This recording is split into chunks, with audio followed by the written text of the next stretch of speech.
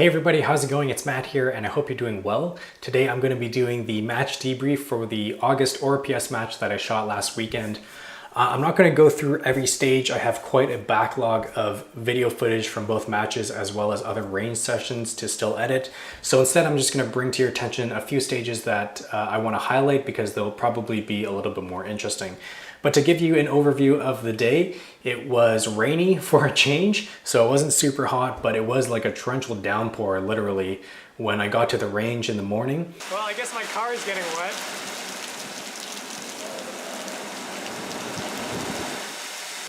Luckily, after we were done setting up the targets for the various stages, it dried up a little bit, but it was still on and off throughout the day. So you'll notice that some footage I have in this video doesn't have my usual target camera that's looking at the targets. And that's just because the camcorder I use for that isn't waterproof. But of course I still have the shooter footage from the GoPro. I ended up shooting the match fairly well. I ended up with 5th place. And I actually managed to clean 2 of the 5 ORPS stages, which I was really happy about. The other 3 I shot fairly average, I would say. This was also the first match that I used the new binoculars for spotting purposes. These are a pair of Diamondback HDs in the 12x50 model, and I'm going towards these for, again, spotting for precision rimfire. I think the magnification 12 times is plenty for the distances you usually shoot rimfire out to, and just the wider field of view makes it a little bit easier. So this is a really cool idea, again, using a pair of binoculars for precision rimfire spotting. It's worked out really nicely for me so far, and I'll continue to test that, but I'm pretty impressed with the Diamondback HDs so far. So let's go into the stages that I want to talk about now. The first one here is stage 2. It was titled Step Up. It was shot off a ladder, and it was pretty straightforward. There was only one target at 75 yards. It was 2-inch. And you would start on the lowest rung of the ladder and take one shot at the target with your strong side, transition to your support side and take another shot. Now support side means support arm, shoulder, and eye. So it's a full transition. You can't just move the rifle to your left shoulder. And you would continue doing that, one shot strong side, one shot support side off of 4 different rungs. So it was an 8 round count stage in total. This was the first stage that I managed to clean, and I was really happy with that because I've been really working on my support side shooting lately. I also decided to use the Arca rail mounted bag that I made for the ladder stage.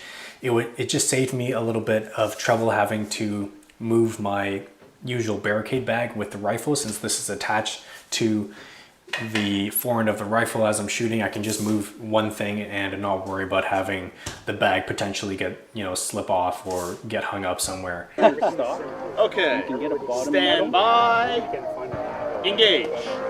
You can get a new bottom metal for it, and you can use just the insert as opposed to the full AICS. So what mag is that actually feeding from?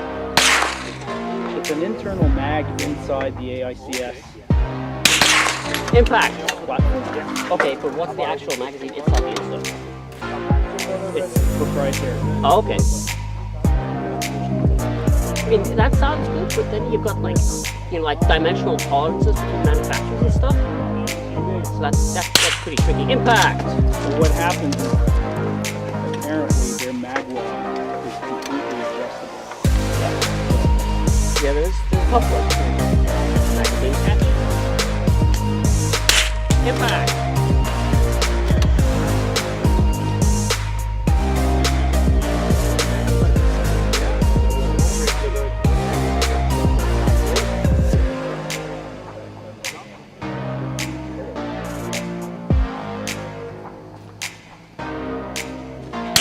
Impact.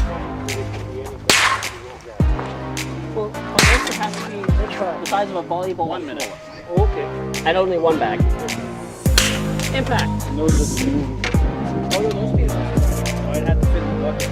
Oh, right, yeah, the 5 gallon or something? Yeah.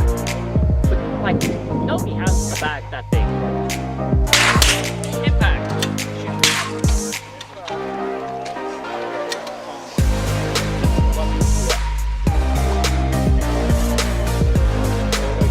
I mean, it's not exactly like you're fighting for points. Impact. Fighting with you.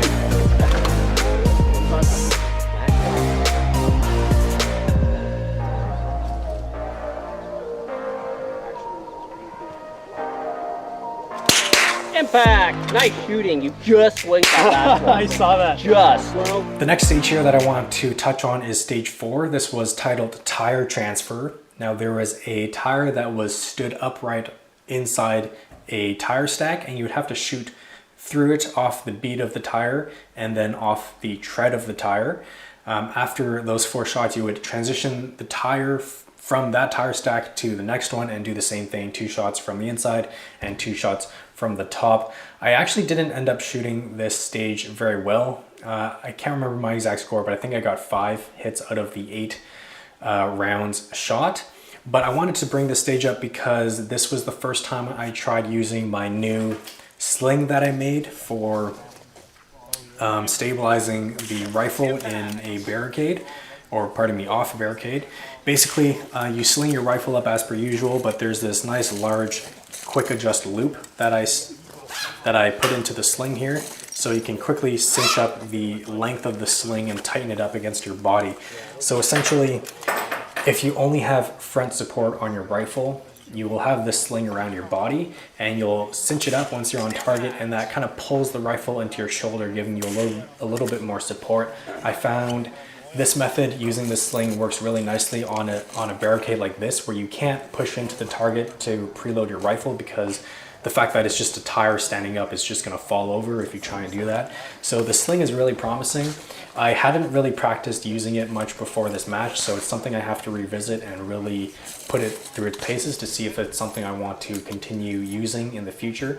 But again, it was promising, and I recently built up a barricade to practice both dry fire at home as well as to bring to the range.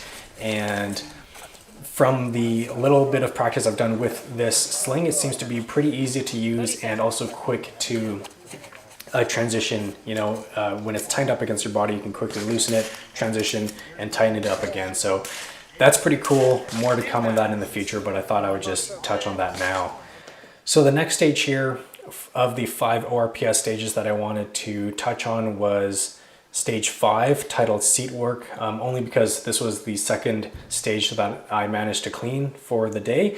There was 2 targets, a 2.5-inch target at 75 yards and a 1.5-inch target at 100 yards.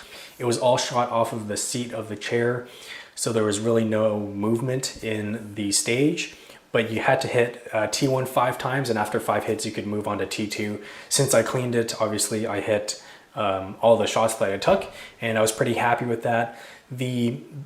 What's the nice thing about having a Arca rail and a bipod like this is obviously you can quickly adjust the bipod to bring it in close to the magwell, so you have a really small footprint to work with here. So I could fit both my bipod as well as the pistol grip on the chair and use my bag under the grip in order to get a nice stable shooting position. So that's nothing new, but obviously it worked really nicely and I managed to clean this stage. Watch, it's going off the end. Impact. Impact. Impact. Impact. Impact. Switch targets.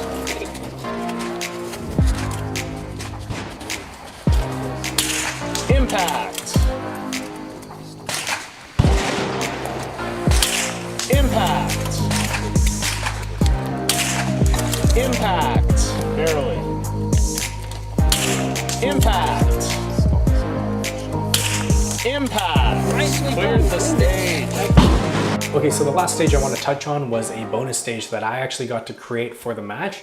Now, this isn't really a huge benefit for me in terms of scoring more points because your official standing for these ORPS matches are really just the 5 stages from the organization. The bonus stages are more just for fun and bragging rights. And since our match director, Thomas, was super busy in the month of August, he had the CRPS match to deal with as well as this ORPS match. He just reached out to 3 different shooters to just ask them to each make 1 bonus stage for the match, and I was one of those people, so I had a little bit of fun with this. I named it Back and Forth, and essentially it was all shot from prone, but between each string of shots you would have to leave your rifle on the ground, grab a milk crate and stack it beside the firing point just to make you break your position and get some movement in there. So there was 2 targets, one at 50 yards and one at 215 yards.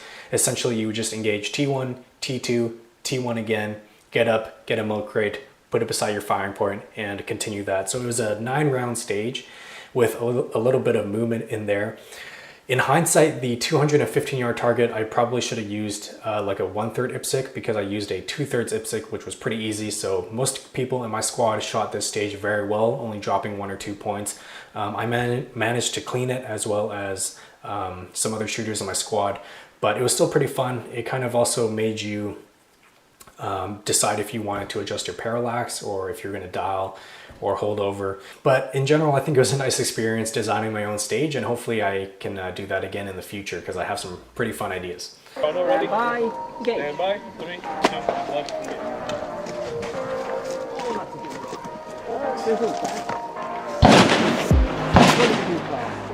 Sorry, pardon.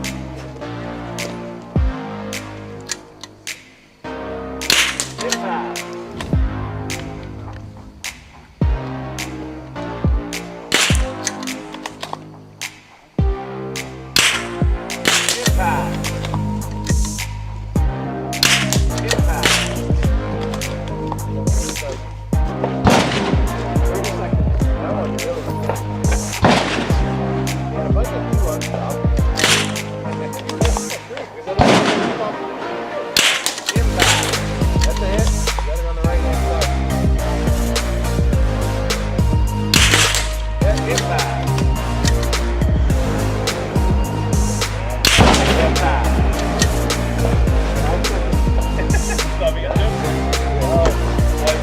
One minute.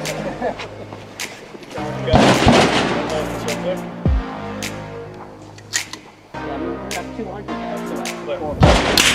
Impact.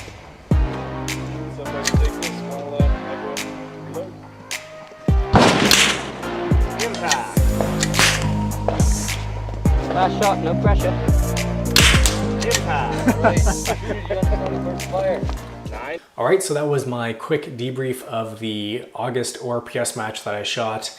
Again, I have a lot of backlog to work through in terms of range footage, but I'm just been so busy, both personal life as well as work. But anyway, as per usual, leave any questions you have and I'll do my best to answer them.